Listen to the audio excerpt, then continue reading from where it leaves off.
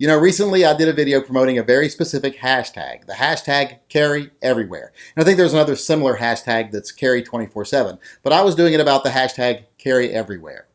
Now this is a hashtag that people use when they post pictures on social media, Instagram, etc., when they show that they are carrying their gun everywhere they go. 24/7, if they go somewhere, they are carrying their gun.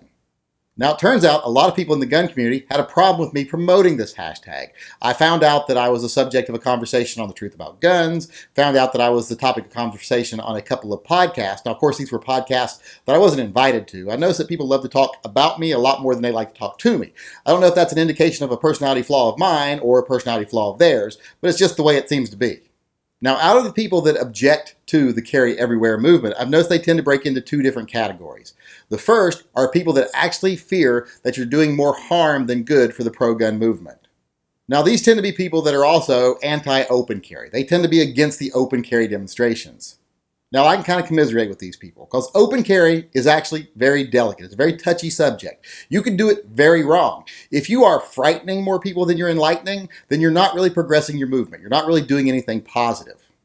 So when you do open carry, you have to do it in a way that you're actually doing something good. Now, I'm not saying you can't offend people because you're always going to offend people when you do the right thing. Even if it's the right thing to do, some people are going to be offended by it because some people are stuck in their old beliefs. Some people are stuck in what they think to be true, whether it's true or not, and they're going to be offended. Some people are just easily offended. So you are always going to offend someone when you're trying to make progress. That's to be understood. But you got to try to do it in a way that you gain more support than you get backlash. And as far as posting pictures of yourself carrying in places that you're not supposed to carry, I think that's less offensive than open carry because these people aren't being confronted with a gun in their face at Chipotle. They're not sitting there eating a sandwich and someone walks in with an AR in their hands. They're sitting at home at their computer or on their phone looking through pictures. They see something like, oh, I was at that movie theater today and I guess someone was carrying a gun.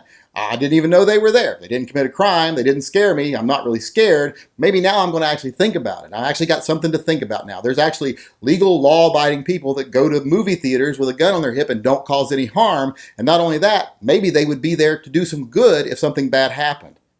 To me, that just gives people a chance to think without it actually frightening them. I don't see anything negative about it, really.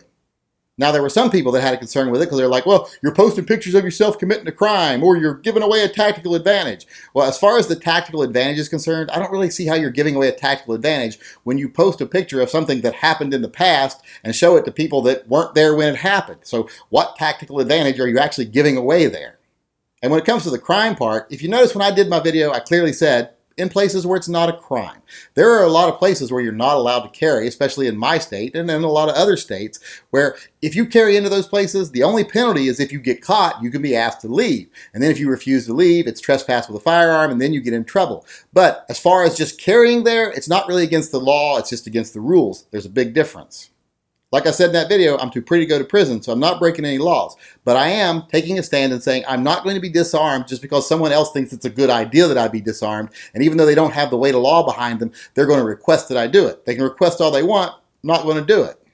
Now in that video, I did say if someone else wants to break the law, I would support them if they did it for the right reasons. And I would, because sometimes you have to break the law to have standing to change the law. Any lawyer will tell you that. You can't really sue a state until you've been harmed. So sometimes there have to be activists that are willing to go out there and take one on the chin for everybody else just so they have standing so they can actually sue and change a bad law.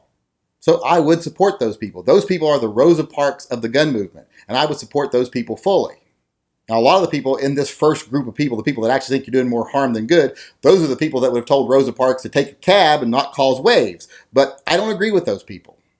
I think it's very important right now that we as gun owners make the point that we are out there. We are part of society. We are not causing a problem. We are not shooting people. There are millions of guns out there every day not doing anything wrong. And when we show people, hey, I was in that movie theater with you today, or I was in that mall with you today and I had a gun on my hip, and not only did I not do anything wrong, I was there in case somebody else did do something wrong.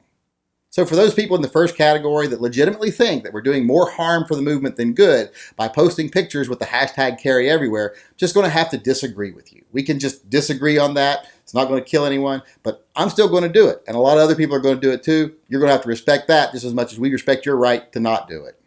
Now, the second group of people that I notice have the most problem with it, and they're usually the ones that are the most vocal about it, those are the people that are cowards. These are the people that do nothing. They never take a stand on anything. They are inactive. They are uninvolved. They are never part of the solution. They are just people that are afraid to do anything that might inconvenience them in any way. And this type of person is not the type of person to be inspired when other people actually do something. They prefer to tear other people down to their level. It justifies their own inaction. It justifies their own cowardice. My grandfather used to use a saying that kind of translates to, you don't always have to have the biggest house in town through hard work. All you have to do sometimes is burn down every house bigger than yours. And that's what these people are doing. They want to ridicule and bully people that are doing more than them because it makes them feel bad. They hope that they can bully these people into being just as inactive and just as cowardly as they are, and that way they don't look as bad in comparison. To this group of people, I'm not going to respectfully disagree. I'm just going to tell you, kiss my ass, you worthless son of a bitch, because I really don't give a fuck what you think. No one's asking you to be part of the solution. No one has any great expectations of you. I'm sure you're used to that in life, people having low expectations of you. No one is asking you to do anything. And the people that are doing something, they're not going to be shamed by you. And they're not going to be bullied by you. Because those people, the people that are actually trying to be part of the solution, the people that are actually doing something, they realize that you're just pathetic.